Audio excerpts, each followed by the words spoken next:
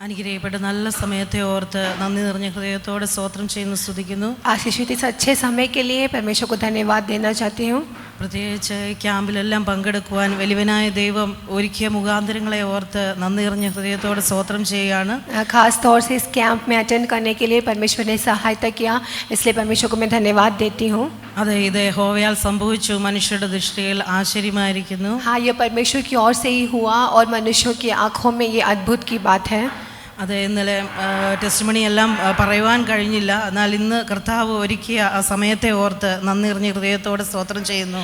कल गवाही में पूरे तौर से बोल नहीं पाई, लेकिन आज परमेश्वर ने वापस ऐसा मौका दिया, इसलिए मैं परमेश्वर को धन्यवाद देना चाहता हूँ. പാസ്റ്ററും ആൻറ്റിയും ഇന്ന് ആസാദി കഴിഞ്ഞ 4 മാസം മുമ്പാണ് ആസാദിയിൽ വിനസിൽ സാക്ഷ്യം പറയുവാൻ എനിക്ക് കുടുംബമായി പറയുവാൻ കർത്താവ് ഇടയാക്കിയത്. पास्टर अंकल और आंटी द्वारा आसादी चैनल में लगभग 4 महीने पहले गवाही देने के लिए परमेश्वर ने सहायता किया था.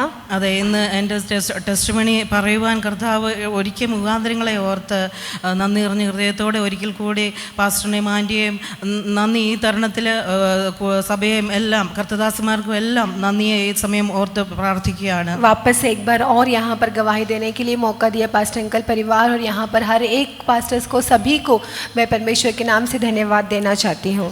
കർത്താവിൻ്റെ വചനവും സാക്ഷ്യവുമായിട്ട് നിൽക്കുവാൻ വലിയവനായ ദൈവം ഒരിക്കൽ കൂടി ഒരുക്കിയ മുഖാന്തരങ്ങളെ ഓർത്ത് നന്ദിയും പറയുന്നു. गवाही के रूप में खड़े होने के लिए परमेश्वर ने मुझे एक बार और ऐसा मौका दिया, इसलिए मैं परमेश्वर को धन्यवाद देना चाहती हूँ. അതെ, ഞാൻ പാരമ്പര്യമായ ഒരു യാക്കോബ കുടുംബത്തിലാണ് ജനിച്ചു വളർന്നത്. मेरा जो बैकग्राउंड है वो एक जैकोबाइट से है. എനിക്ക് ഒരു ബ്രദറുണ്ട്. मेरा एक भाई है. മാതാവ്, പിതാവ്. माता पिता. പിതാവ് ഈ ഭൂമിയിൽ ഇപ്പോഴില്ല, കർത്തൃസന്നിധിയിൽ ചേർക്കപ്പെട്ടു 2015. पिता अभी नहीं है हमारे साथ, वो 2015 को ही परमेश्वर के सन्निधि में हो लिए. അതെ, കർത്താവിന് എല്ലാത്തിനും ഒരു സമയമുണ്ടല്ലോ.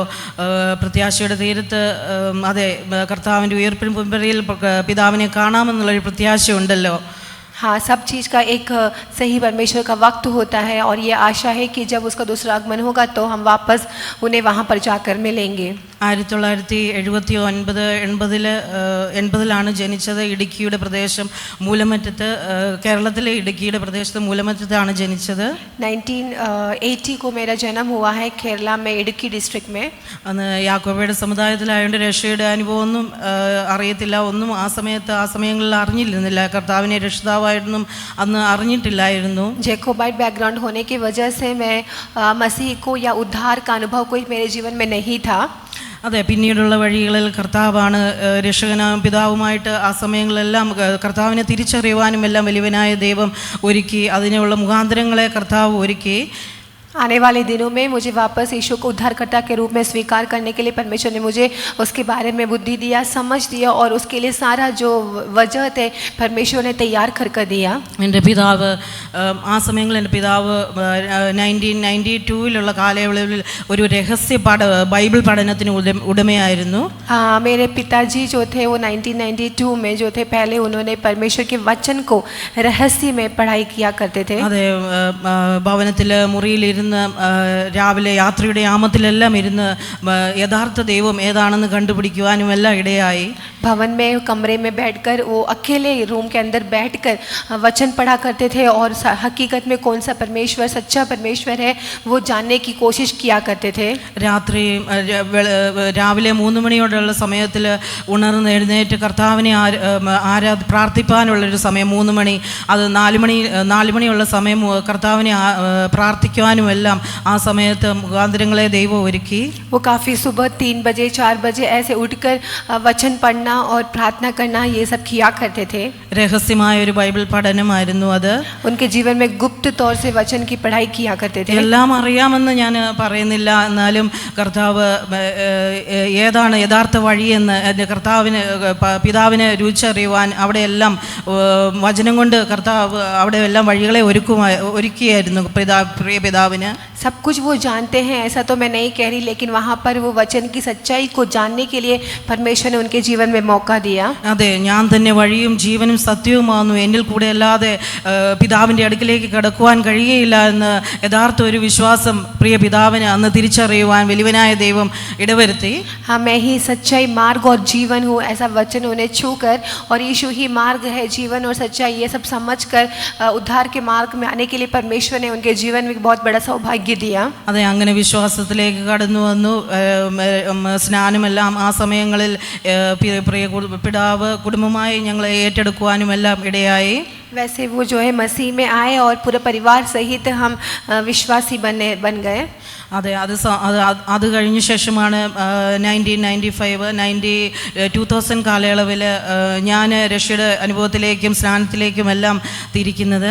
उसके बाद 1995-2005 का जो गैप ड्यूरेशन था उसमें मेरे जीवन में परमेश्वर की उद्धार में प्राप्त करने का मौका मुझे मिला. അതെ, അതിൻ്റെ ഇടയിൽ ചെറുപ്രായത്തിൽ എൻ്റെ ഫ്രണ്ട് വഴിയായിട്ട് കർത്താവിനെ ആരാധിക്കാനും എല്ലാം രഹസ്യമായിട്ട് ഞാനും കടന്നു പോവുകയുണ്ടായിരുന്നു. उसके बीच में ही मेरे दोस्त की वजह से मैं भी छुपके से परमेश्वर की स्तुति आराधना करने के लिए मैं जा चुकी थी. അതെ, വലിയൊരു ആഗ്രഹമായിരുന്നു കർത്താവിനെ പ്രാർത്ഥിക്കുക, ആരാധിക്കുക, കൈയടിച്ചുകൊണ്ട് ആരാധിക്കുക, അതെല്ലാം വലിയൊരു ഇഷ്ടമായിരുന്നു. मेरी इच्छा थी कि मैं परमेश्वर के लिए स्तुति आराधना करूं, ताली बजाकर गीतों गाना, ये सब कुछ मुझे पसंद था. അങ്ങനെ എൻ്റെ പിതാവ് രഹസ്യമായ ആ പ്രാർത്ഥന 3-4 മണി, അത് കഴിഞ്ഞ ശേഷമുള്ള രഹസ്യമായ ബൈബിൾ പഠനം, അതെല്ലാം കഴിഞ്ഞിട്ട് പ്രത്യേകിച്ച് എടുത്തു പറയുവാനുള്ളത് രാവിലെ 5 മണിയാകുമ്പോഴുള്ള സമയം വാഹനത്തിൽ അന്ന് ഉണ്ടായിരുന്ന ഒരു വാഹനത്തിൽ, കാറിൽ മൈക്ക് എല്ലാം വെച്ച് കെട്ടിക്കൊണ്ട് കർത്താവിനെ സുവിശേഷീകരിപ്പാൻ വഴിയിൽ ദേശത്തെല്ലാം കടന്നു വന്ന് കർത്താവിനെ സുവിശേഷീകരിപ്പാൻ വലിയവനായ ദൈവം അവിടെ മുഖാന്തരങ്ങളെ ഒരുക്കിയതിനായി നന്ദി പറയുന്നു. और सबसे खासियत बात यह थी कि जैसे उस सुबह की प्रार्थना होने के बाद में वो 5 बजे उनके पास जो गाड़ी उस समय पे था, कार जो था, उसमें स्पीकर वगैरह सब लगवा कर पूरा देश में घूम के सुसमाचार फैलाया करते थे. അതെ, ദേശമായി അവിടെയുള്ള സ്ഥലങ്ങളിൽ എല്ലായിടത്തും കർത്താവിനെ സുവിശേഷീകരിക്കുവാനും എല്ലാം കർത്താവ് അവിടെ പിതാവിന് ഇടയാക്കിയ മുഖാന്തരങ്ങളെ ഓർത്ത് നന്ദി നിറഞ്ഞ ഹൃദയത്തോടെ സ്തോത്രം ചെയ്യുകയാണ്. ഒന്ന് ഞാൻ ഓർക്കുകയാണ്, കർത്താവാണ് എൻ്റെ റോൾ മോഡൽ, അത് കഴിഞ്ഞാൽ എൻ്റെ പിതാവാണ്. एक बात मैं कहूँ तो जो मेरा रोल मॉडल है वो मेरा प्रभु यीशु मसीह है, उसके बाद मेरा पिताजी है. എൻ്റെ പ്രതികൂലാവസ്ഥകളിലും എല്ലാം പ്രത്യേകിച്ച് എൻ്റെ ബ്രദറിനോട്, എൻ്റെ ബ്രദർ 25-ാമത്തെ വയസ്സിൽ ദൈവവേലയ്ക്ക് വേണ്ടി എൻ്റെ പിതാവ് പറഞ്ഞയക്കുവാനും എല്ലാം ഇടയായി. क्योंकि खासतौर से मेरे भाई जो है उनकी 25वीं उम्र में ही उनको सेवकाई के लिए मेरे पिताजी ने उन्हें भेज दिए. അത് ഏത് ബൈബിൾ വചനം പറയുകയാണെങ്കിലും പ്രസംഗിക്കുകയാണെങ്കിലും എൻ്റെ പിതാവ് ഞങ്ങളോട് പറയുക ഏത് പ്രയാസത്തിലും കർത്താവിൻ്റെ ക്രൂശീകരണത്തെ ഓർക്കുക, പുനരുദ്ധാനത്തിൻ്റെ ശക്തിയെയും അതേ ദൈവരാജ്യത്തെയും കുറിച്ച് ഓർക്കുക എന്ന് എൻ്റെ പിതാവ് എപ്പോഴും പറയും ഞങ്ങളോട്. मेरे पिताजी हमसे हमेशा ये कहा करते थे कि जब भी जीवन की प्रतिसंधि आए तो उस क्रूस की ओर देखना और उसकी पुनरुत्थान की शक्ति की असामत को देखना. അവിടെയാണ് നമുക്ക് ശക്തിയും ബലവും ഏത് പ്രതികൂല അവസ്ഥകളിലും ഏത് പ്രതിസന്ധികളിലും തരണം ചെയ്യുവാൻ വലിയവനായ ദൈവം അവിടെ ദൈവം ഒരു മുഖാന്തരങ്ങളെ ഒരുക്കും എന്ന് എൻ്റെ പിതാവ് പറയുകയുണ്ടായി. वहीं से ही हमको शक्ति आती है, सामत आती है, ताकि हम अपने जीवन के हर प्रतिकूल अवस्थाओं का सामना कर सके. അതെ, അങ്ങനെയെല്ലാം കടന്നു പോകുമ്പോഴാണ് 2004 ഞങ്ങളുടെ വിവാഹം. പ്രിയ ഭർത്താവ് ജൂഡി വർഗീസ് 2004 സുനാമി ആയിരുന്നു. 26-ാം തീയതി, ഇന്നലെ പറഞ്ഞതുപോലെ 26-ാം തീയതി സുനാമി, 27-ാം തീയതി മാര്യേജ് ആയിരുന്നു. जैसे कल कहा था वैसा सुनामी के समय पर 26 को सुनामी है तो 27 को हमारी शादी हुई है. അത് കോട്ടയത്ത് നിന്ന് കൊയിലാണ്ടി കോഴിക്കോട് എന്നുള്ള സ്ഥലത്ത് അവിടെയായിരുന്നു മാര്യേജ് എല്ലാം. കോട്ടയം से जो हमें कोഴിക്കോട് तक आना था वहाँ पर हमारी शादी हुई थी. സോ തലേ ദിവസം കടന്നു പോകേണ്ടതായിട്ടുണ്ടായിരുന്നുകൊണ്ട് സുനാമിയുടെ ദിവസമായിരുന്നു യാത്രയെല്ലാം. तो हमें एक दिन पहले ही वहाँ जाना था क्योंकि काफ़ी दूर होने की वजह से, लेकिन जिस दिन हमें घर से निकलना था उनके तरफ जाना था उसी दिन जो था वो सुनामी आई थी. അവിടെ എല്ലാം കർത്താവിൻ്റെ പരിപാലനമാണ് കൂടെയിരുന്നത്. ആ ദിവസത്തെ യാത്രയെല്ലാം ദുർഘടമായ ഒരു അവസ്ഥയിലായിരുന്നു. എന്നാലും അവിടെ എല്ലാം കർത്താവിൻ്റെ പരിപാലനം കൂടെയിരുന്നു, പരിപാലിച്ചു. അതിനായി നന്ദിയോടെ സ്തോത്രം ചെയ്യുന്നു. वहाँ से परमेश्वर का जो रखवाला, परमेश्वर ने हमें रखवाली कर संभाल कर रखा. അതെ, 2 എയർ ബസ്സിൽ ആൾക്കാരുമായിട്ട് കോഴിക്കോട് പ്രദേശത്തേക്ക് കടന്നു പോകുമ്പോൾ ഞാൻ ഇന്നലെ തിരിഞ്ഞു നോക്കിയായിരുന്നു. ഇന്നലെ 2 ബസ്സിൽ നമ്മൾ ഇവിടത്തേക്കുള്ള യാത്രയിലെല്ലാം 20 വർഷം ദൈവം പുറകോട്ട് ചിന്തിച്ച് നോക്കുമ്പോൾ ദൈവം പരിപാലിച്ച വിധങ്ങളെ ഓർത്ത്, അതെ, കഴിഞ്ഞ ദിവസം 2 ബസ്സിൽ കടന്നു വരുമ്പോൾ ആത്മാക്കളെ കൊണ്ട് ദൈവം ഇതുവരെയും ദൈവം ഇവിടെ കടന്നു വരുവാനും എല്ലാം ആ ക്യാമ്പിലെല്ലാം ഇവിടെ ദൈവം നടത്തിയ വിധങ്ങളെ ഓർത്ത് നന്ദി നിറഞ്ഞ ഹൃദയത്തോടെ സ്തോത്രം ചെയ്യുകയാണ്. जैसे हमने कल 2 बस में हमारी कलीसिया के सारे विश्वासियों से भरकर हम जैसे इस प्रकार से कैंप में आए थे, तो वो 2 बस को देखकर मुझे ये याद आया कि हम भी 20 साल पहले इस प्रकार के 2 बस में ही हमारी भी यात्रा शुरू की थी. അതെ, ഒരു ആത്മാവിന് സർവ്വലോകത്തെക്കാളും വിലയുണ്ടല്ലോ. ഒരു ആത്മാവിന് സർവ്വലോകത്തെക്കാട്ടിലും വില. एक आत्मा को सारे संसार से भी ज़्यादा कीमत है. അതെ, പ്രത്യേകിച്ച് ദൈവത്തിൻ്റെ കരുതലാണ്, കാവലാണ് നമ്മളെ ഇത്രത്തോളം ഇവിടെ വരെ എല്ലാം എത്തിച്ചത്. खास तौर से परमेश्वर की जो हमें संभाल कर रखा, इस वजह से आज हम यहाँ तक पहुँचे हैं. അതെ, 2008 പിന്നെയുള്ള കാലയളവിൽ തിരിഞ്ഞു നോക്കുകയാണെങ്കിൽ 2008 എൻ്റെ പിതാവിന് ഒരു ആക്സിഡൻറ്റ് മൂലം കാല് 2ആയിട്ട് അറ്റുപോവാനും ബ്രോക്കണായി പോവാനും എല്ലാം ഇടയായി. 2008 में मेरे पिताजी का एक एक्सीडेंट हुआ था और उसमें कार जो था वो ऐसे सब निकल गया था, 2 भाग हो गया था. അതെ, എല്ലാം ദൈവനാമ മഹത്വത്തിനാക്കി അല്ലേ കർത്താവ് തീർക്കുന്ന സമയങ്ങളായിരുന്നു അത്. लेकिन उस समय ऐसा था कि हमारे जीवन में जो कुछ भी होता है सब कुछ परमेश्वर के नाम की महिमा के लिए ही होता था. ഞാനും എൻ്റെ പിതാവും സ്കൂട്ടറിൽ യാത്ര ചെയ്യുമ്പോഴായിരുന്നു കഞ്ഞിക്കുഴിയുടെ പ്രദേശത്ത്, കോട്ടയത്ത് കഞ്ഞിക്കുഴിയുടെ പ്രദേശത്ത് 2008 ഒരു ബൈക്കും സ്കൂട്ടറും തമ്മിൽ ക്രാഷ് ആവുകയിടയായി. मैं मेरे पिता के साथ ही यात्रा कर रही थी, तो कोटयम में था और उसमें कार और एक स्कूटी दोनों आकर एक दूसरे को टकराने लगी. അത് ഞങ്ങളുടെ തെറ്റല്ലായിരുന്നു, ആ ബൈക്കുകാരുടെ തെറ്റായിരുന്നു. എന്നാൽ ആ ബൈക്കിലുണ്ടായിരുന്നത് പാവപ്പെട്ട 2 ചെറുപ്പക്കാരായിരുന്നു. हमारी गलती नहीं थी, वो बाइक में जो आए थे उनकी गलती थी, लेकिन उस बाइक में जो आए थे वो 2 गरीब लड़के लोग थे. എന്നാൽ ആ ചെറുപ്പക്കാർ വന്ന് നേരെ കാലിലേക്ക് ഇടിക്കുമായിരുന്നു ചെയ്തത്. ആ ബൈക്കിൻ്റെ ഹാൻഡിൽ വന്നിട്ട് അപ്പോൾ ഇവർ തെറിച്ചു പോയി ചെന്ന് റോഡിൻ്റെ സൈഡിൽ പോയി കടന്നു. ये जो बाइक वाले थे वो आकर हमारे गाड़ी के पीछे उन्होंने ठोका और वो खुद जाके एक दूसरे तरफ जाकर गिर गए. ഞാൻ ഇവർക്ക് എന്തെങ്കിലും പരിക്ക് ഏറ്റവും എന്ന് നോക്കാൻ വേണ്ടി സ്കൂട്ടറിൽ നിന്ന് ചാടി ഇറങ്ങി. ആ സ്കൂട്ടർ നിന്ന സമയത്തായിരുന്നു ഇതെല്ലാം സംഭവിച്ചത്. സ്കൂട്ടർ ഞങ്ങൾ നിർത്തിയിട്ടേക്കുന്ന സമയത്തായിരുന്നു. അപ്പോൾ ഇവർക്ക് എന്തെങ്കിലും സംഭവിച്ചോ എന്ന് തിരിഞ്ഞു നോക്കുവാൻ ചെന്നപ്പോൾ जब मैं देखने के लिए गई कि इनको कुछ हुआ क्या, तब जब मैं देखने के लिए गई, അവർക്കൊന്നും സംഭവിച്ചിട്ടില്ലായിരുന്നു. അവരെ എഴുന്നേറ്റ് ബൈക്കിൽ നിന്ന് എഴുന്നേറ്റ് വരികയാണ് ഉണ്ടായിരുന്നത്. तो उन्हें कुछ हुआ नहीं था, वो उठकर आ रहे थे. ഇത് കർത്താവിൻ്റെ നാമമഹത്വത്തിനായിട്ടാണ് ഈ സാക്ഷ്യം പറയുന്നത്. ഒരു സാക്ഷ്യം മറ്റു സാക്ഷ്യത്തെ ഉളവാക്കുമല്ലോ എന്ന് രാവിലെയും നമ്മൾ കേൾക്കുകയുണ്ടായല്ലോ. ये परमेश्वर के नाम की महिमा के लिए मैं ये बोल रही हूँ. അതേ സമയത്ത് ആ സമയം ഒരു വാഹനവും അവിടെ ലഭിക്കാനിടയായില്ല. എല്ലാം ട്രാഫിക് ജാമായി തീർന്നു. उस समय पर वहाँ पर एक भी गाड़ी उपलब्ध नहीं थी और वहाँ में पूरा ट्रैफिक जाम हो गया था. എന്നാൽ അവിടെ നിന്ന് പ്രാർത്ഥിപ്പാനും എല്ലാം ഇടയായി. എൻ്റെ പിതാവ് അവിടെ റോഡിലേക്ക് മറിഞ്ഞു വീഴുന്നത് ഞാൻ കണ്ടു. എന്നാൽ കാല് 2ആയിട്ട് അറ്റുപോയെന്ന് ഞാൻ കണ്ടില്ലായിരുന്നു. मेरे पिताजी जो थे वहाँ से 2 तरह से बाइक से गिरते हुए मैंने देखा, लेकिन उनका पैर जो था वो कंप्लीट एम्प्यूट हो गया था. मैं वो देख ही नहीं पाई थी उस वक्त. എൻ്റെ പിതാവിൻ്റെ നാവിൽ നിന്നും സ്തോത്രവും രക്തം ജയവും അല്ലാതെ വേറൊരു വാക്കുകളും ഇല്ലായിരുന്നു. मेरे पिता की जुबान से केवल स्तुति और रक्तम जय, परमेश्वर के लहू की जय हो, इसके अलावा कोई और शब्द उनके मुंह से नहीं निकला था. അതെ, രക്തം വാർന്നൊഴുകുന്ന സമയത്തും എൻ്റെ പിതാവ് കർത്താവിനെ എൻ്റെ രക്തം ജയവും സ്തോത്രവും അല്ലാതെ നാവിൽ നിന്ന് വരുന്നതില്ല, ഞാൻ കണ്ടില്ലായിരുന്നു. जब उनके पैर से खून बह रहा था तभी भी उनके जुबान से स्तुति और महिमा के अलावा मैंने कुछ और नहीं सुना था. ഒരേ ഒരു വാക്ക് എന്നോട് പറഞ്ഞു, മോളെ എൻ്റെ കാല് 2ആയിട്ട് അറ്റുപോയിരിക്കുകയാണ്, ചേർത്ത് കാല് പിടിക്കുന്നതാണ് ഞാൻ കണ്ടത്.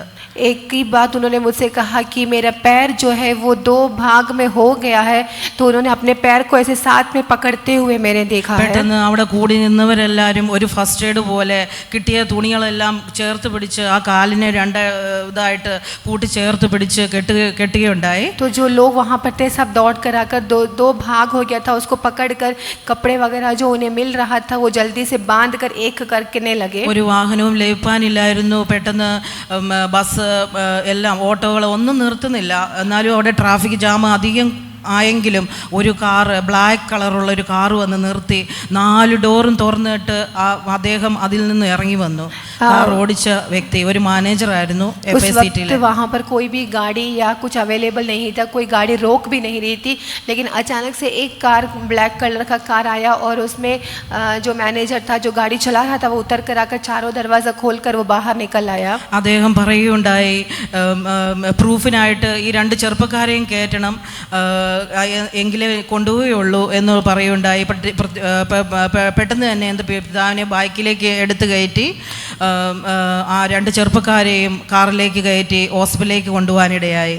तो उसने इस प्रकार से कहा कि सबूत के लिए वो जो 2 लड़के हैं उनको भी साथ में ले लेना, तभी हम लेकर जाएंगे. ऐसे कहकर पिता को गाड़ी में लिया और वो हॉस्पिटल की ओर लेकर गए. ഒത്തിരി ട്രീറ്റ്മെൻറ്റിൽ കൂടെ എൻ്റെ പിതാവ് ആ സമയത്തെല്ലാം കടന്നുപോയി. ആ ഹോസ്പിറ്റലിൽ എടുത്തില്ല. പിന്നെ 2 ഹോസ്പിറ്റലിൽ 2 മെയിൻ വലിയ സർജറി ചെയ്യേണ്ടി വന്നു പിതാവിന്. बहुत सारे ट्रीटमेंट से उन्हें गुजरना पड़ा. वो हॉस्पिटल लिए नहीं, फिर दूसरा हॉस्पिटल भी लेके जाना पड़ा. എന്നാൽ ആ കാറിൽ കൊണ്ടുപോയ ആ വ്യക്തി അവിടെ കൊണ്ടുപോയി ഞങ്ങളെ ഏൽപ്പിച്ചു. ഹോസ്പിറ്റലിൽ കൊണ്ടുപോയി ഞങ്ങളെ ഏൽപ്പിച്ചു. അത് കഴിഞ്ഞിട്ട് പെട്ടെന്ന് ആ വ്യക്തി കടന്നുപോയി. लेकिन जो कार पर लेकर गए थे वो व्यक्ति हमें हॉस्पिटल छोड़कर वो वहाँ से निकल गए.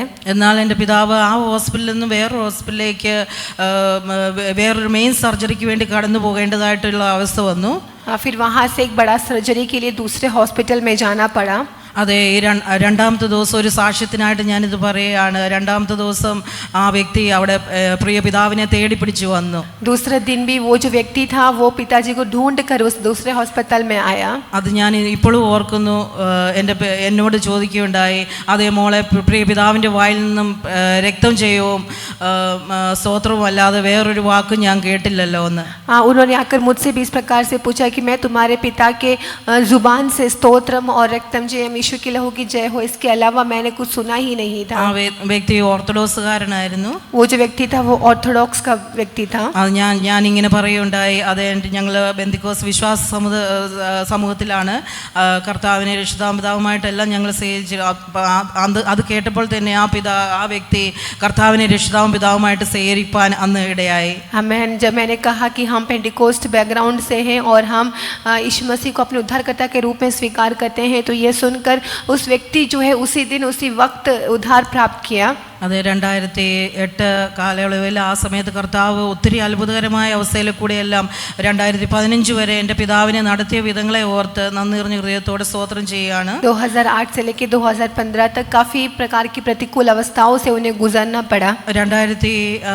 ഈ 7 വർഷക്കാലവും കർത്താവ് അത്ഭുതകരമായിട്ട് പ്രിയ പിതാവിനെ നടത്തി. वो 7 साल परमेश्वर ने मेरे पिताजी को अद्भुत तौर से चलाया. അതെ, കർത്താവിൻ്റെ വേലയ്ക്ക് വേണ്ടി ഓടുവാനും അധ്വാനിപ്പാനും എല്ലാം സുവിശേഷം അനേകരോട് പറയുവാനുമെല്ലാം കർത്താവ് ഒരുക്കിയ മുഖാന്തരങ്ങളെ ഓർത്ത് നന്ദി നിറഞ്ഞ ഹൃദയത്തോടെ സ്തോത്രം ചെയ്യുകയാണ്. परमेश्वर के लिए और भी अधिक दौड़ने के लिए, सुसमाचार को फैलाने के लिए परमेश्वर ने सहायता किया. അതെ, 2012 കാലയളവിലാണ് കാനഡയുടെ പ്രദേശത്ത് ഞങ്ങൾ കടന്നു വരുന്നത്. 2010-12 के उस साल में हम कनाडा के देश में आ रहे हैं. അതിന് 2006 പ്രിയ മൂത്ത പൈതലിനെ ഞങ്ങൾക്ക് ലഭിക്കാനിടയായി. 2006 में हमें बड़ा पुत्र मिला. 2012 ശേഷം കാനഡയുടെ പ്രദേശത്ത് കടന്നു നിന്ന് അവിടെ ബൈബിൾ കോളേജെല്ലാം പഠിക്കുവാനും പ്രിയ ദേവദാസനെ ഇടയാക്കി. 2012 के बाद में बाइबल कॉलेज वगैरह सीखने के लिए पासमान को परमेश्वर ने सहायता किया. വലിയ പ്രാർത്ഥനയുടെ ഒരു അത്ഭുതമാണ് ഇളയ കുഞ്ഞ് ഉണ്ടായത്, അബിഗേൽ. फिर काफी प्रार्थना के प्रतिफल के तौर से अभी दूसरी बेटी जो अबीगेल, वो हमारे लिए परमेश्वर ने दिया. 11 വർഷത്തെ കാലയളവിന് ശേഷമാണ് പ്രിയ പൈതലിനെ ദൈവം ദാനമായി നൽകിയത്. लगभग 11 साल के बाद परमेश्वर ने हमें दिया है. അത് കഴിഞ്ഞുള്ള ഒരു സമയങ്ങളിലെല്ലാം ഡെലിവറിയുടെ ഭാഗമായിട്ട് വലിയൊരു ഹെൽത്ത് ഇഷ്യൂവിൽ കൂടി ഞാനും കടന്നു പോകാനിടയായി. ഇടയായി. उसके बाद भी डिलीवरी से संबंधित कुछ हेल्थ इश्यूज के द्वारा मुझे भी गुजरना पड़ा. അതെ, കർത്താവിൻ്റെ കൃപയും കരുതലും എല്ലാം അവിടെ രുചിച്ചറിഞ്ഞു. അതിനായി നന്ദിയോടെ സ്തോത്രം ചെയ്യുകയാണ്, സ്തുതിക്കുകയാണ്. ഒരു പെൽവിക്കിൻ്റെ ഇഷ്യൂ ആയിരുന്നു അന്ന് ഉണ്ടായിരുന്നത്. ഡെലിവറിയോടനുബന്ധിച്ച് ഒരു പെൽവിക് ഇഷ്യൂവിൻ്റെ ഒരു വിഷയത്തിൽ ശരീരം കടന്നു പോകാനിടയായി. डिलीवरी से संबंधित पेल्विक इश्यू हुआ था मुझे. 2019 ये 2019 की बात है. പ്രിയ പൈതലിന് കണ്ടിന്യൂസ് ഒരു ബ്രസ്റ്റ് ഫീഡിങ് എല്ലാം ആ സമയത്ത് ഉണ്ടായിരുന്നു. 2019 2019 की बात है.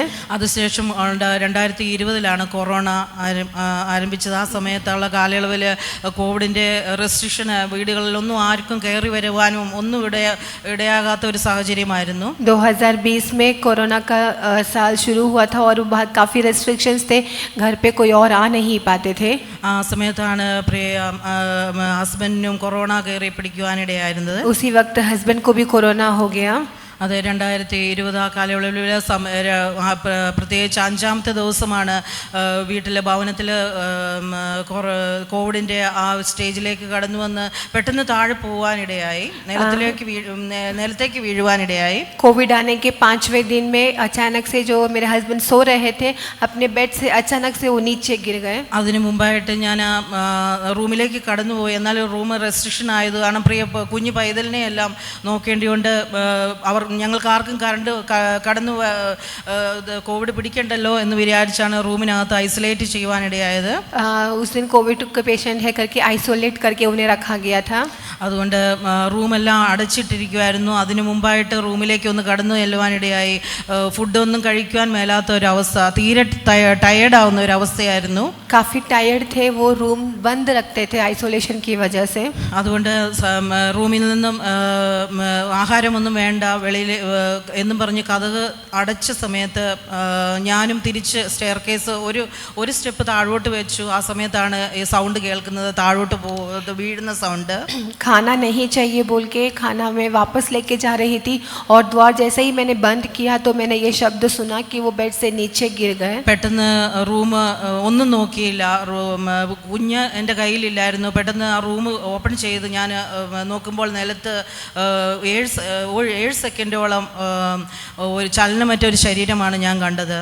मैंने जब जाकर तुरंत अंदर गई, आइसोलेशन है ये कुछ मैंने देखा नहीं. मैं रूम के अंदर प्रवेश किया और देखा तो 7 सेकंड तक शरीर में बिल्कुल भी कोई मूवमेंट नहीं था.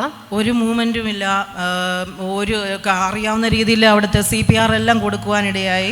जिस तरीके से मुझे आता था मैंने उस तरीके से CPR दिया. ഒരു കൈ കരത്തിൽ ഉയരത്തിലേക്ക് പ്രാർത്ഥിച്ചു. അന്ന് ഒരു സ്ത്രീ എന്ന നിലയിൽ നിലവിളിച്ചു പോകാനിടയാകാതെ ഒരു കൃപ എനിക്ക് അന്ന് ലഭിക്കുവാനിടയായി. കർത്താവിൻ്റെ വചനത്തിൽ കൂടെ പറയുന്ന മറിയയ്ക്ക് കിട്ടിയ ഒരു കൃപ അത് എനിക്ക് ലഭിക്കാനിടയായി. उस समय एक स्त्री होने के नाते रोने के बजाय परमेश्वर ने मुझे वहाँ पर हियाव के साथ उसको सामना करने का एक शक्ति जैसे मरिया को परमेश्वर ने दिया कि अभिषेक से उसके कृपा से भरा वैसा वो अनुग्रह मुझ पर हुआ. അതെ, ഇങ്ങനെ ഞാൻ ഒരു കാര്യം ഉയരത്തിലേക്ക് ഉയർത്തിയിട്ട് ഞാൻ കർത്താവിനോട് പ്രാർത്ഥിച്ചു. അങ്ങയുടെ രക്തത്താലെ മകനെ ശുദ്ധീകരിക്കണം, അങ്ങയുടെ ജീവനെ പകർന്നു കൊടുക്കണം, അങ്ങയുടെ ശുശ്രൂഷയ്ക്ക് വേണ്ടിയുള്ള മകനാണ് എന്ന് ഞാൻ ഉറക്കെ നിലവിളിച്ചുകൊണ്ട് കർത്താവിനോട് പ്രാർത്ഥിച്ചു. मैं ऐसे चिल्लाकर प्रार्थना करने लगी कि परमेश्वर तेरा दास है, तेरे सेवकाई का है और तेरी सेवकाई करना बाकी है तो तू जीवन दे देना. പൈതൽ കരഞ്ഞുകൊണ്ട്, ഇളയ പൈതൽ കരഞ്ഞുകൊണ്ട് നിലവിളിച്ചുകൊണ്ട് വന്നു. എന്നെയും കയറി പിടിച്ചു. പ്രിയ മകനാണെങ്കിൽ പെട്ടെന്ന് എമർജൻസി വിളിക്കുവാനും ആ സമയത്ത് ഇടയായി. मेरी बेटी भी के रोते हुए ऊपर चढ़ के आई, वो मुझे पकड़ ली और उस टाइम जल्दी से हमने एम्बुलेंस बुला ली है. പ്രിയ ദൈവമക്കളെ, അത്ഭുതമെന്ന് പറയട്ടെ, കോവിഡ് ഞങ്ങളുടെ മേൽ വരുവാനിടയായില്ല. प्रियो, ये अद्भुत की बात है कि कोविड हमें नहीं आया. വലിയവനായ കർത്താവ് അവിടെ എല്ലാ അത്ഭുതം പ്രവർത്തിച്ച വിധങ്ങളെ ഓർത്ത് നന്ദി നിറഞ്ഞ ഹൃദയത്തോടെ സ്തോത്രം ചെയ്യുകയാണ്. परमेश्वर ने यहाँ पर बहुत अद्भुत काम किए, इसके लिए मैं परमेश्वर को धन्यवाद देती हूँ. അതെ, ആ സമയം എമർജൻസി ആയിട്ട് 911 വിളിച്ച് അവിടുത്തെ ഹെൽത്ത് ടീമെല്ലാം കടന്നു വന്നു, ഓടി വന്നു. वहाँ पर इमरजेंसी के बुलाने की वजह से सारे हेल्थ टीम बहुत जल्दी ही हमारे पास पहुँच गए. അന്ന് അവർ പറയുവാനിടയായി, നിങ്ങൾ ആ റൂമിൽ ഞങ്ങളോട് ചോദിച്ചു നിങ്ങൾ പോസിറ്റീവാണോ നെഗറ്റീവാണോ. അപ്പോൾ ഞങ്ങൾ പറഞ്ഞു നെഗറ്റീവാണ്. അപ്പോൾ ആ സമയത്ത് അവർ പറഞ്ഞു നിങ്ങൾ ആ റൂമിലേക്ക് കയറി പോവുകയോ ചെയ്യരുതെന്ന്. उन्होंने हमसे पूछा कि तुम पॉजिटिव है कि कोविड नेगेटिव है. तो हमने कहा कि हम नेगेटिव है. तो उन्होंने ये बोल कर गया कि तुम उस रूम के अंदर प्रवेश भी मत करना. എന്ന് ഞങ്ങൾ 10 മിനിറ്റ് മുമ്പ് ഞങ്ങൾ ആ റൂമിൽ നിന്ന് ഇറങ്ങി വരികയാണ് ഉണ്ടായിരുന്നത്. हम 10 मिनट के अंदर ही उस कमरे से बाहर निकल कर आ गए थे. അവിടെയും കർത്താവിന്റെ പരിപാലനം കൂടെ ഇരുന്നു. परमेश्वर ने हमें संभाल कर रखा. അത് കഴിഞ്ഞ ശേഷമാണ് രണ്ടാഴ്ച കഴിഞ്ഞ് തീരെ ഹെൽത്ത് പ്രോബ്ലം കൂടി ലങ്സിലേക്കെല്ലാം അത് വ്യാപിച്ചു. കോവിഡ് പിന്നെ അഡ്മിറ്റ് ആകുവാനും എല്ലാം ഇടയായി. फिर 2 हफ्ते के बाद में अचानक से वो जो कोविड है वो थोड़ा और स्प्रेड होने लगा, सीवियर होने लगा, लंग्स में स्प्रेड हो गया था. എന്നാലും അവിടുത്തെ കർത്താവിൻ്റെ പരിപാലനം കൂടെ ഇരുന്നു. അത്ഭുതകരമായിട്ട് ജീവനെ മടക്കി കൊടുത്തത് വലിയനായ ദൈവത്തിന് നന്ദി പറയുന്നു. वहाँ भी अद्भुत तौर से परमेश्वर ने हमें जीवन जो है लौटा कर दिया. मैं परमेश्वर को धन्यवाद देना चाहती हूँ. അതെ, അതിനുശേഷമാണ് 2021 ഈ പെൽവിക് ഇഷ്യൂവിൻ്റെ സംബന്ധിച്ച് ഒരു സർജറിയോടുള്ള ബന്ധത്തിൽ ഞാനും കടന്നു പോകുന്നത്. वैसे मुझे भी उसके बाद जो है पेल्विक का सर्जरी से मुझे जाना पड़ा. അതെ, അവിടെ എല്ലാം കർത്താവിൻ്റെ ഇമ്പമായ ശബ്ദം ഞാൻ കേൾക്കുവാനിടയായി. वहाँ सब मुझे परमेश्वर की मनोहर वाणियाँ मुझे सुनने मिला. കോവിഡ് അല്ലേ, ആ സമയത്ത് ആർക്കും ഹോസ്പിറ്റലിലേക്ക് നമ്മുടെ കൂടെ കടത്തി വിടത്തില്ല. कोविड की वजह से कोई भी हमारे साथ किसी को अंदर आने नहीं देते थे. അതെ, ഹോസ്പിറ്റലിലെ 9ാം നിലയിൽ വെച്ചെല്ലാം കർത്താവിൻ്റെ ഇമ്പമായ സ്വരം ശബ്ദം ഞാൻ കേൾക്കുവാനിടയായി. हॉस्पिटल में मैंने परमेश्वर की मनोहर वाणियों को सुनने लगी. ഈ സമയത്ത് പറയുവാനുള്ളത്, ഏത് പ്രതിസന്ധികളിലും പ്രതികൂലങ്ങളിലും കർത്താവിൻ്റെ ഇമ്പമായ ശബ്ദം നമ്മൾ കേൾക്കുകയാണെങ്കിൽ കർത്താവ് അവിടെയെല്ലാം നമ്മളെ പരിപാലിക്കും. इस समय जो मुझे कहने के लिए है कि हमारे जीवन की कोई भी परिस्थिति क्यों ना हो, यदि हम परमेश्वर की वाणी सुनने लगे तो परमेश्वर की जो सामर्थ्य है वो हमें आ जाती है. ഏത് പ്രതികൂല അവസ്ഥകളിലും കർത്താവിൻ്റെ ശബ്ദം നമ്മൾ കേൾക്കുമ്പോൾ അവിടെ നമുക്ക് ഒരു ബലവും ശക്തിയും കർത്താവ് അവിടെ പകർന്നു തരും. हर परिस्थिति में परमेश्वर की वाणी हमें बलवंत करती है. അത് അനുഭവിച്ച ഒരു വ്യക്തിയാണ് ഞാൻ. वो मैंने अनुभव किया है. അതെ, ഇതെല്ലാം കടന്ന് ആ സർജറിയിലെല്ലാം കടന്നുപോയി. അതിനുശേഷമാണ് 2022 ഫെബ്രുവരി മാസം ശരീരം ആകപ്പാടെയും തളരുന്ന ഒരു അവസ്ഥയുണ്ടായി. उसके बाद जो है ഫെബ്രുവരി में शरीर पूरा एक कमजोर अवस्था में आ गया. അതെ, എന്താണ് ശരീരത്തിൽ സംഭവിക്കുന്നൊന്നും പ്രിയ പൈതലിനെ മാറ്റി ഇരുത്തും. ടയേർഡായിട്ട് കുറച്ച് നേരം പോയി കിടക്കുകയും ചെയ്യും. എന്താണ് ശരീരത്തിൽ സംഭവിക്കുന്നത്? ഒരു സൈഡ് മൊത്തം വേദനയായി. शरीर में क्या चल रही है वो मालूम नहीं था. एक तरफ पूरा दर्द से भर गया. അതെ, റൈറ്റ് സൈഡ് കൈ ഉയർത്തുവാനോ ഒന്നും പറ്റാതെ, വെയിറ്റ് ഒന്നും എടുക്കാൻ മേലാത്ത ഒരു അവസ്ഥ. ये राइट साइड का हाथ जो है वो उठाने नहीं होता था, कुछ भी वेट उठाने नहीं होती थी, ऐसी एक अवस्था. എന്താണ് സംഭവിക്കുന്നതെന്ന് അറിയത്തില്ല. എന്നാലും ചില മാർക്കുകൾ എന്നെ കർത്താവ് അവിടെ കാണിച്ചു. कुछ क्या हो रहा है मालूम नहीं था, लेकिन कुछ निशाने परमेश्वर ने दिखा कर दिया. ശരീരത്തിന്റെ കഴുത്തിന്റെ ബാക്കിലായിട്ടും गले के पीछे के तरफ, അതെ, ചെസ്റ്റിന്റെ ഇവിടെ ആയിട്ട് ഒരു 2 ചെറിയ ബ്ലാക്ക് മാർക്കുകൾ എന്നെ കാണിച്ചു കർത്താവ്. और चेस्ट में भी जो है 2 काले निशान परमेश्वर ने मुझे दिखा कर दिए. ഒമിക്രോണിന്റെ സമയമായതുകൊണ്ട് പെട്ടെന്നൊന്നും ഹോസ്പിറ്റലിൽ ഒന്നും ചെയ്യത്തില്ല, സ്കാനിങ് ഒന്നും എടുക്കാത്ത ഒരു സമയമായിരുന്നു അത്. ओमिक्रॉन का वक्त था, इसलिए कुछ भी खास ट्रीटमेंट नहीं मिल रहा था और स्कैनिंग वगैरह कुछ कर नहीं रहे थे. അതെ, പെട്ടെന്ന് ഇങ്ങനെയെല്ലാം വന്നതുകൊണ്ട് പെട്ടെന്ന് ഒരു ഫാമിലി ഫിസിഷ്യനെ കാണുവാൻ അവിടെ പോയി ഇടയായി. ये सब आने की वजह से हम जल्दी से जाकर हमारे फैमिली फिजिशियन से मिले. അതെ, പെട്ടെന്ന് അവിടെ ചെന്ന് ഫാമിലി ഫിസിഷ്യൻ അന്നേരം പറഞ്ഞു ഒരു മാമോഗ്രാം ചെയ്യണമെന്ന്. फैमिली फिजिशियन इस प्रकार से कहा कि एक मैमोग्राम करना है. അതെ, അപ്പോൾ തന്നെ എനിക്കത് മനസ്സിലായി അത് എന്തെങ്കിലും ഒരു പ്രശ്നത്തിലായിരിക്കും മാമോഗ്രാം എടുക്കാനായിട്ട് പറഞ്ഞത്. ആ സമയം നമ്മുടെ ഏജ് 40 years എബോവ് ആയത് കാരണം അവിടെ ചെയ്യേണ്ട ഒരു സ്കാൻ ആയിരുന്നു അത് ആ സമയത്ത്. तो उन्होंने जैसे कहा कि मैमोग्राम लेना है तो मैं समझ गई कि कुछ तो इश्यू है. അതെ, അത് ഒരു 4 മാസം കഴിഞ്ഞിട്ടാണ് ആ സ്കാൻ, 2 മാസം കഴിഞ്ഞിട്ടാണ് ആ സ്കാൻ എനിക്ക് അതിൻ്റെ ഇത് കിട്ടിയത്. 40 इयर्स प्लस होने की वजह से वो स्कैनिंग वहाँ पे मैंडेटरी रहता है, तो मुझे कुछ महीने के बाद वो एक्चुअली डेट मुझे मिला हुआ था। ആ സമയമെല്ലാം വെയിറ്റ് ലിസ്റ്റ് ആയതുകൊണ്ട് ഒത്തിരി ലേറ്റ് ആവാനിടയായി ആ സ്കാൻ എല്ലാം എടുക്കുവാനായിട്ട്। उस वक्त कोविड की वजह होने की वजह से काफ़ी वेटिंग लिस्ट में होना पड़ा और काफ़ी देरी हुई वो स्कैनिंग करने के लिए। അതുകൊണ്ട് പെട്ടെന്ന് ആ സ്കാന് ജൂലൈ 4 എടുക്കുമ്പോഴത്തേക്കും മാമോഗ്രാം എടുക്കുമ്പോഴത്തേക്കും മാലിഗ്നൻസിലേക്ക് അത് കടന്നു കഴിഞ്ഞിരുന്നു। जब मैमोग्राम किया तो हमारा रिपोर्ट आया तो वो ऑलरेडी कैंसर की स्टेज पर आ चुका था। അതെ, 3rd സ്റ്റേജിലേക്ക് ആ സമയത്ത് റേഡിയോളജിസ്റ്റ് അവിടെ പറയുകയുണ്ടായി ഒരു മാലിഗ്നൻസിയുടെ സിംറ്റം ആണെന്ന്। उन्होंने कहा कि ये मैलिग्नेंसी का सिम्टम है, कैंसर 3rd स्टेज है। പിന്നീടുള്ള യാത്രയെല്ലാം അത്ഭുതകരമായിരുന്നു, അതിശയകരമായിരുന്നു। फिर की सारी यात्राएं आगे की काफ़ी अद्भुत तौर से परमेश्वर ने चलाया है। അതെ, ട്രീറ്റ്മെൻറ്റ് ഇത് അവിടുത്തെ എങ്ങനെയാണെന്നുള്ള രീതിയൊന്നും നമുക്ക് അറിയത്തില്ല, എന്നാലും പെട്ടെന്ന് അന്നേരം തന്നെ ഒരു മാസത്തിന് ശേഷം തന്നെ ഓൺകോളജിസ്റ്റിനെ എല്ലാം കാണുവാനിടയായി। हमें नहीं पता कि ट्रीटमेंट वगैरह कैसा करना है, लेकिन 1 ही महीने के अंदर हमने वहाँ के ऑन्कोलॉजिस्ट डॉक्टर से मिले। അതെ, ആദ്യം സർജറിയിലേക്ക് എന്നെ അവിടെ സർജറി ചെയ്യണമെന്നാണ് പറഞ്ഞത്। पहले उन्होंने कहा कि सर्जरी करना पड़ेगा, എന്നാൽ ഇത് ഹോർമോൺ റിലേറ്റഡ് മാലിഗ്നൻസി ആയത് കാരണം ഒരു triple negative blood cancer breast ക്യാൻസറിൻ്റെ ഇതിലോട്ട് കടന്നു പോയതുകൊണ്ട് സർജറി ആദ്യം വേണ്ട, കീമോ ഇത്ര എണ്ണം എടുക്കണമെന്ന് പറഞ്ഞു। ये हार्मोन रिलेटेड कैंसर होने की वजह से उन्होंने कहा कि सर्जरी पहले लेने की ज़रूरत नहीं है, वो बाद में ले सकते हैं। അങ്ങനെ ഓൺകോളജിസ്റ്റിൻ്റെ അടുത്ത് ചെന്നപ്പോൾ 12 അവരുടെ ആ ഡോക്യുമെൻറ്റ്സ് എല്ലാം ഒരു ഷെഡ്യൂൾ പോലെ പ്രോട്ടോകോൾ പോലെ 12 എണ്ണം ആദ്യത്തെ ഇതിൽ പറഞ്ഞു। वैसे ही जो कुछ टेस्ट करवाने लगी वो पहले ही 12 टेस्ट करवाए। അതിലെല്ലാം കർത്താവിൻ്റെ കരമാണ് കൂടെ ഇരുന്നത്। ആദ്യത്തെ കീമോ എടുക്കുന്ന സമയത്തെല്ലാം അത്ഭുതകരമായിട്ട് ആ സമയത്ത് അവിടുത്തെ നേഴ്സ് വന്ന് ആദ്യം എടുക്കുമ്പോഴെല്ലാം ആദ്യമൊന്നും കിട്ടുന്നില്ല, ഡീഹൈഡ്രേറ്റഡ് പോലത്തെ സമയത്തായിരുന്നു, ആ സമയങ്ങളെല്ലാം കിട്ടുന്നേ ഇല്ലായിരുന്നു। तो उस वक्त जो है पहला कीमो के लिए नर्स मेरे पास में आ रही थी, तो काफ़ी मुसीबत था, वेन्स वगैरह मिल नहीं रहा था क्योंकि काफ़ी डिहाइड्रेटेड शरीर था। ഒരു ദിവസത്തിൻ്റെ ആ ദിവസം ഒരു 8 hours എങ്കിലും ആ കീമോയ്ക്ക് വേണ്ടി സമയം എടുക്കുമായിരുന്നു। लगभग 8 घंटे तक तो वो कीमो का वक्त निकलता था। അതെ, അന്ന് ആദ്യത്തെ ആ കീമോ എടുക്കുന്നത് തന്നെ ഒരു ഇന്ത്യക്കാരൻ, ഒരു നേഴ്സായിരുന്നു। वो कीमो जो लेती थी वो एक इंडियन नर्स थी, ഒരു പഞ്ചാബി നേഴ്സായിരുന്നു ആദ്യം എടുക്കുന്നത്। एक पंजाबी नर्स थी जो पहला लिया करती थी। ഒരു വയസ്സ് ട്രൈ ചെയ്തിട്ട് കിട്ടുന്നില്ലായിരുന്നു। उसने काफ़ी ट्राई किया और उसको वेन मिल नहीं रहा था। അതെ, ഇതെല്ലാം കർത്താവിൻ്റെ അത്ഭുത പ്രവൃത്തിയാണെന്ന് എനിക്ക് വിശ്വസിക്കാൻ പറ്റുകയുള്ളൂ। ये सब परमेश्वर की अद्भुत काम है, मैं वही विश्वास करती हूँ। അതെ, അനേകം വേദനകൾ കൂടെ പ്രയാസത്തിൽ കൂടെ എല്ലാം കടന്നുപോയെങ്കിലും കർത്താവിൻ്റെ കരം അവിടെ എല്ലാം പ്രവർത്തിച്ചു।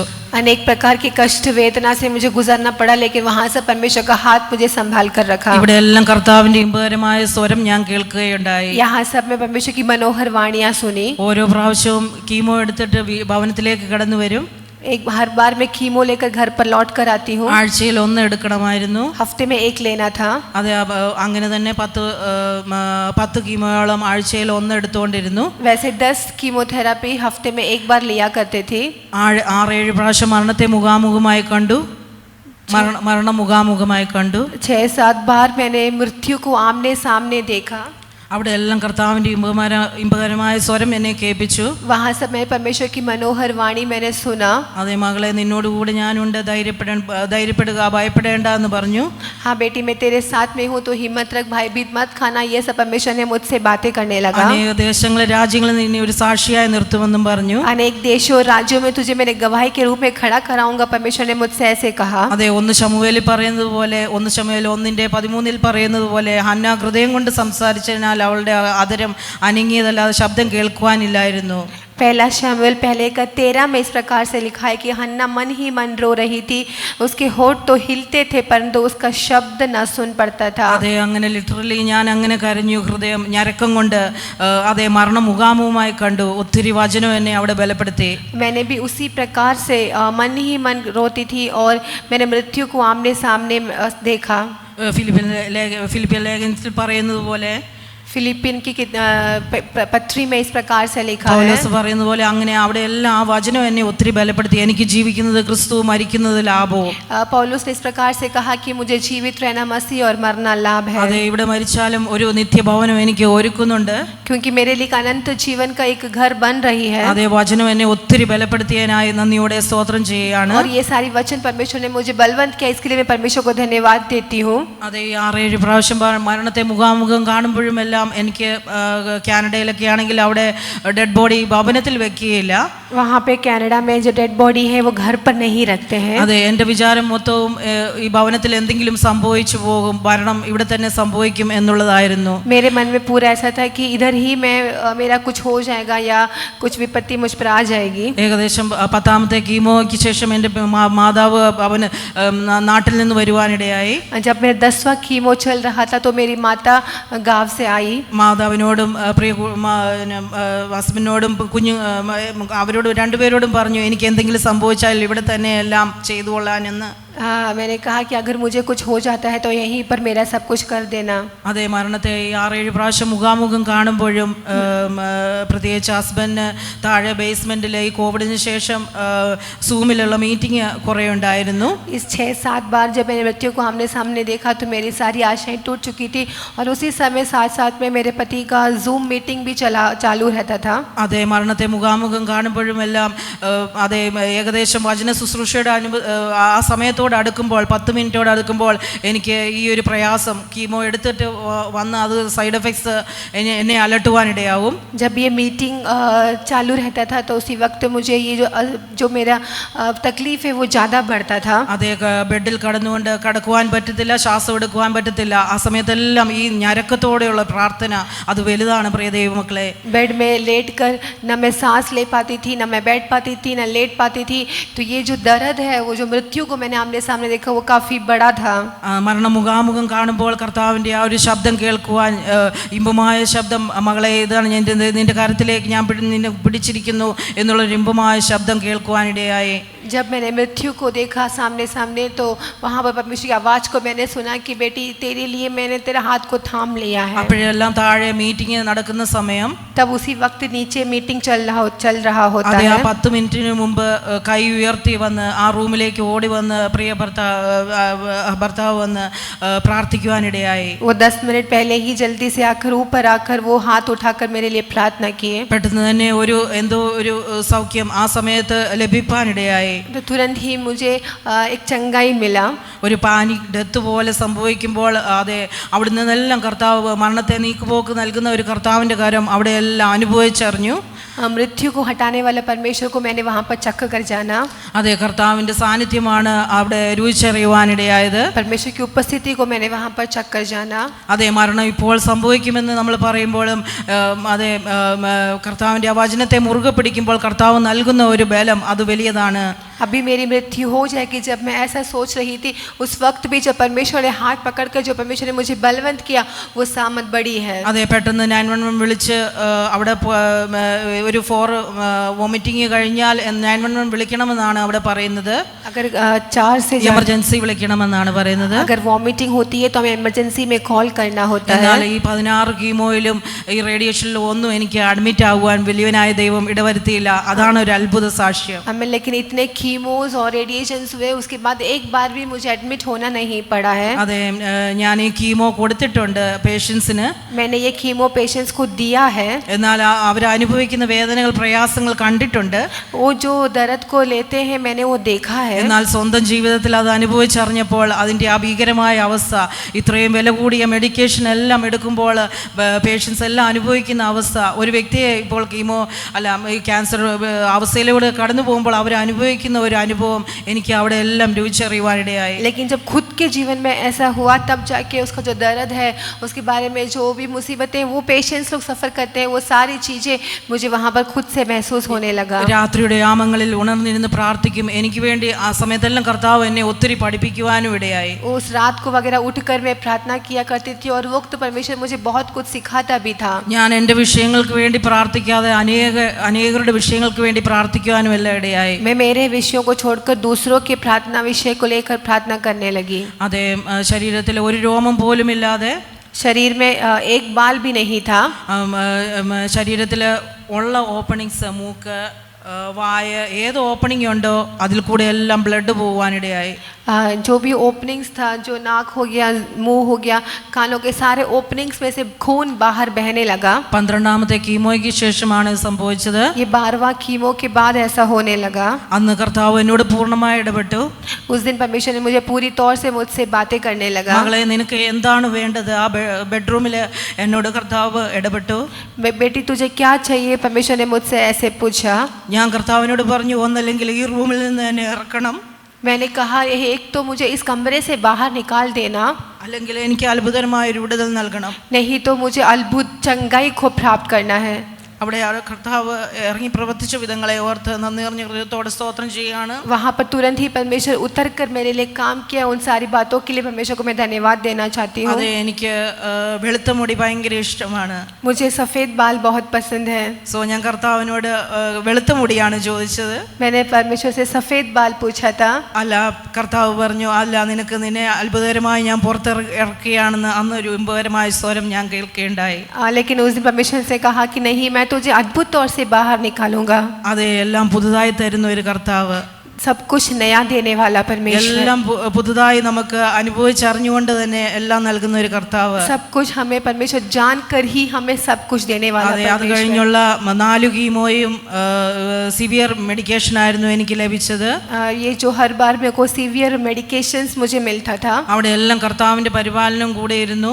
हर बार परमेश्वर मुझे संभाले रखा. അതെ, ഞാൻ 1ാമത്തെ കീമോയിൽ പറഞ്ഞല്ലോ, ഒരു വൈറ്റ് നേഴ്സ് ആയിരുന്നു എനിക്ക് ആദ്യം എടുക്കുവാനിടയായതെന്ന്. मैंने कहा कि पहली नर्स जो मेरे पास थी वो एक वाइट नर्स थी.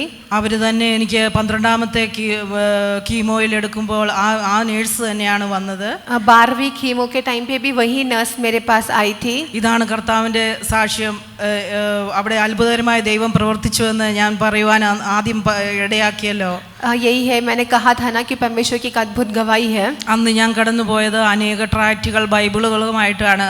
അന്ന് ആ 12ാമത്തെ കീമോയിൽ ഹോസ്പിറ്റലിലേക്ക് കടന്നുപോയത്. 12 कीमो के वक्त में मैं ट्रैक्ट वगैरह लेकर उस हॉस्पिटल पर गई थी. അതിനു മുമ്പായിട്ട് അവർക്ക് കഴിക്കുവാൻ സീഡ്സ്, എന്തെങ്കിലും ഫുഡ് സ്നാക്സ് ആയിട്ടൊക്കെ കൊണ്ടുപോയിരുന്നു. उनको खाने के लिए स्वीट्स वैसे खाना वगैरह लेकर मैं जाया करती थी. എന്നിട്ടാണ് ഈ ട്രാക്റ്റുകൾ ബൈബിളുകൾ അവർക്ക് കൊടുക്കുന്നത്. और उसके बाद में ये ट्रैक्ट बाइबल ये सब उनको दिया करती थी. അത് എനിക്ക് വിശ്വാസത്തിലേക്ക് വന്നപ്പോൾ തന്നെ കർത്താവ് എന്നോട് പറഞ്ഞ ഒരു ശബ്ദമായിരുന്നു അത്. ये जब मैं विश्वास में आई थी तो परमेश्वर ने मुझसे कहा हुआ वाणी थी ये सब. എവിടെ ആത്മാവ് പറയുന്നു അവിടെ എല്ലാം ഞാൻ ട്രാക്റ്റുകൾ ബൈബിളുകളെല്ലാം കൊടുക്കും. जहाँ जहाँ पर आत्मा ने कहा वहाँ वहाँ पर मैंने ट्रैक्ट परमेश्वर का वचन ये सब देने लगी. അന്ന് ഈ വൈറ്റ് നേഴ്സ് ആയിരുന്നു ഈ 12ാമത്തെ കീമോയിൽ എനിക്ക് വന്നത്. इस 12 कीमो में भी एक वाइट नर्स आई थी. അന്ന് ഈ നേഴ്സ് എൻ്റെ അടുക്കിലേക്ക് വന്നപ്പോൾ ഞാൻ തന്നെ സംസാരിച്ചു എൻ്റെ ഹൃദയത്തിൽ, അയ്യോ, ഈ നേഴ്സിന് എങ്ങനെ കിട്ടും? ആദ്യത്തേത് കിട്ടിയില്ലല്ലോ എനിക്ക് എടുക്കുവാനായിട്ട്, അതുകൊണ്ട് എങ്ങനെ കിട്ടും ഈ നേഴ്സിന്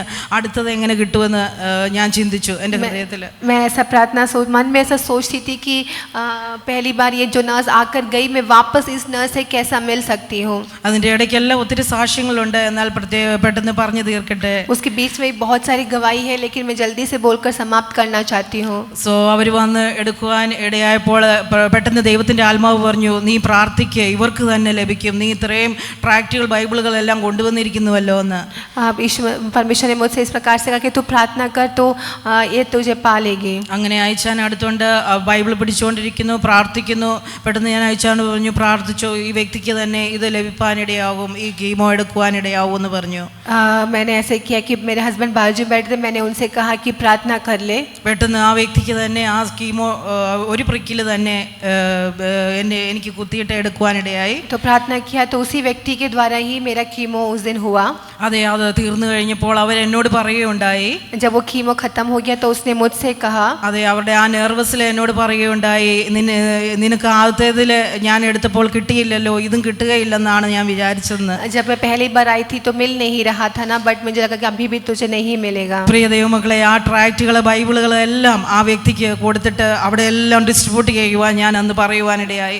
जो बाइबल जो था ट्रैक्ट वगैरह सब कुछ मैंने उस व्यक्ति को देने के बाद में वहाँ पर डिस्ट्रीब्यूट करने के लिए मैंने कहा. അതെ, ആ സെക്ഷനിലുള്ള എല്ലായിടത്തും ആ ബൈബിളുകളും ട്രാക്റ്റുകളും എല്ലാം കൊടുക്കാനും ഡോക്ടേഴ്സിന്, നഴ്സസിന് എല്ലാം എല്ലാം ഓരോ റിവ്യൂവിലും എല്ലാം കൊടുപ്പാനും എല്ലാം വലിയവനായ ദൈവം എന്നെ അവിടെ എടുത്തുപയോഗിച്ചു. उस सेशंस में जितने लोग थे हर एक लोगों को देने के लिए परमेश्वर ने सहायता किया. അതെ, കർത്താവിന്റെ പ്രവൃത്തി അത് വലുതാണ്, അഗോചരമാണ്.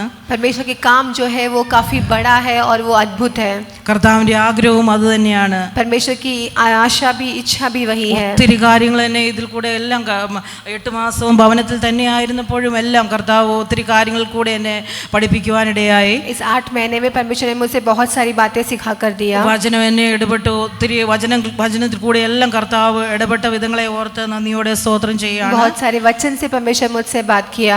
അതെ, വോമിറ്റിങ്ങിൽ കൂടെ എല്ലാം കടന്നു പോയപ്പോഴും പ്രയാസം കൂടെ ഫീവർ ഒന്നും കടന്നു വരാതെ വണ്ണം അതെ വലിയവനായ ദൈവം അവിടെ എല്ലാം എടുത്ത് ഉപയോഗിച്ച വിധത്തെ ഓർത്ത് നന്ദിയോടെ സ്തോത്രം ചെയ്യുന്നു. जब वॉमिटिंग से गुजर रही तो फीवर वगैरह परमेश्वर ने आने नहीं दिया, वैसा परमेश्वर ने मुझे संभाल कर रखा. അതെ, എൻ്റെ ലെഫ്റ്റ് ഹാൻഡിൽ ഒരു 100 പ്രിക്കോളം എടുത്തിട്ടുണ്ട്. लेफ्ट हैंड में 3 प्रिक किया है.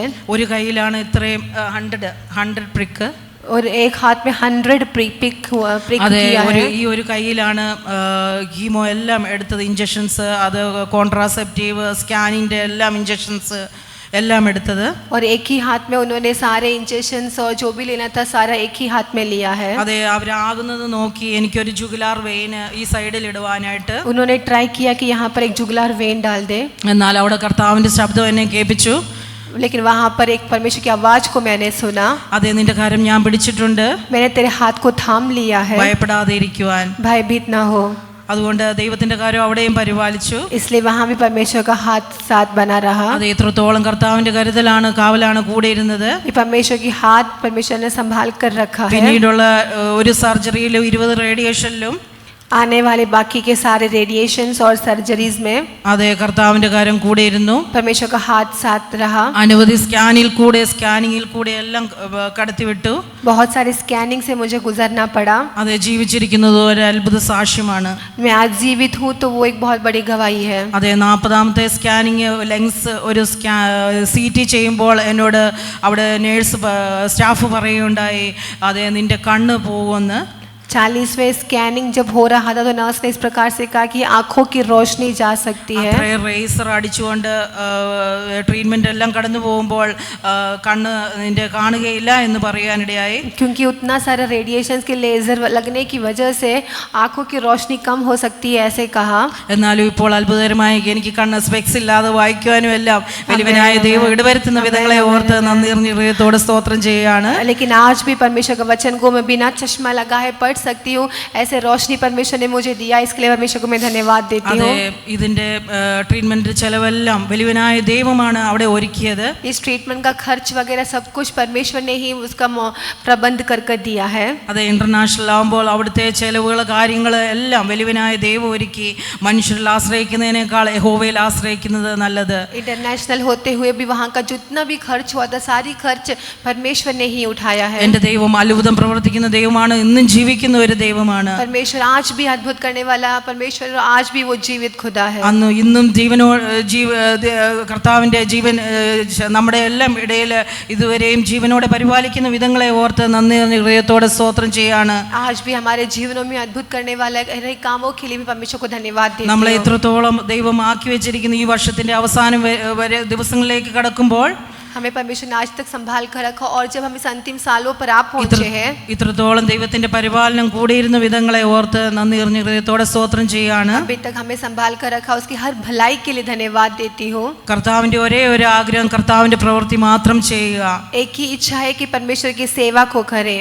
അതെ, കർത്താവിന്റെ ആ ബലം തികപ്പാൻ വേണ്ടി അതെ കർത്താവിന്റെ വരുന്ന നാളുകളിൽ പ്രതിഫലം വായിക്കുമ്പോൾ അവിടെ പ്രതിഫലം ലഭിപ്പാൻ കർത്താവ് അവിടെ ഒരുക്കുന്ന മുഖാന്തരങ്ങളെ ഓർത്ത് നന്ദി ഹൃദയത്തോടെ സ്തോത്രം ചെയ്യുന്നു. परमेश्वर के दूसरे आगमन प्रतिफल वहाँ पर प्राप्त करने के लिए मैं धन्यवाद देती हूँ परमेश्वर. അതെ, കർത്താവിന്റെ ആഗ്രഹം അത് ഒന്ന് മാത്രമാണ്. परमेश्वर की इच्छा भी केवल वही है. ഇന്ന് രാവിലെ നമ്മൾ കേൾപ്പിച്ചതുപോലെ കർത്താവിന്റെ വഴിയിലേക്ക് നമ്മൾ ഇറങ്ങിത്തിരിക്കുമ്പോഴാണ് അതെ നമ്മൾ കർത്താവ് അവിടെ വഴി ഒരുക്കുന്നത്. आज सुबह जिस प्रकार से हमने सुना कि जब हम परमेश्वर के लिए निकल पड़ते हैं तब हम परमेश्वर के अद्भुत कामों को देख सकते हैं. നമ്മുടെ തീമും അത് തന്നെയാണല്ലോ, എഫദ. हमारा थीम भी वही है एफदा। അതേ കർത്താവ് അവിടെ എല്ലാം വഴികളെ ഒരുക്കുന്ന മുഖാന്തരങ്ങളെ ഓർത്ത് നന്ദി നിറഞ്ഞ ഹൃദയത്തോടെ സ്തോത്രം ചെയ്യാണ്. परमेश्वर हमारे जीवन में मार्ग खोलकर देने वाला, ये सोचकर परमेश्वर को मैं धन्यवाद देना चाहती हूँ। ഒരു കാര്യം കൂടി കർത്താവ് എന്നെ അവിടെ പഠിപ്പിക്കുവാനും എല്ലാം ഇടയായി. एक बात और परमेश्वर ने मुझे जो सिखा कर दिया, അതേ കർത്താവിന്റെ യഥാർത്ഥമായ ഒരു പ്രസാദ വർഷം, परमेश्वर का जो हकीकत में जो प्रसन्न वर्ष, അതേ കർത്താവിന്റെ യഥാർത്ഥമായ ഒരു പ്രസാദ വർഷം അത് നമ്മൾ പ്രാപിച്ചെടുക്കണം. परमेश्वर का जो प्रसन्न वर्ष है वो हमें प्राप्त करना है। അതെ യെശയ്യാവ് 61 ലൂക്കോസ് 4 പറയുന്നത് പോലെ എളിയവരോട് സർവ്വധാനം ഘോഷിപ്പാനും കർത്താവിന്റെ ആത്മാവ് നമ്മുടെ മേൽ ഉള്ളി ആക്കിൽ വെച്ചിരിക്കുന്നു.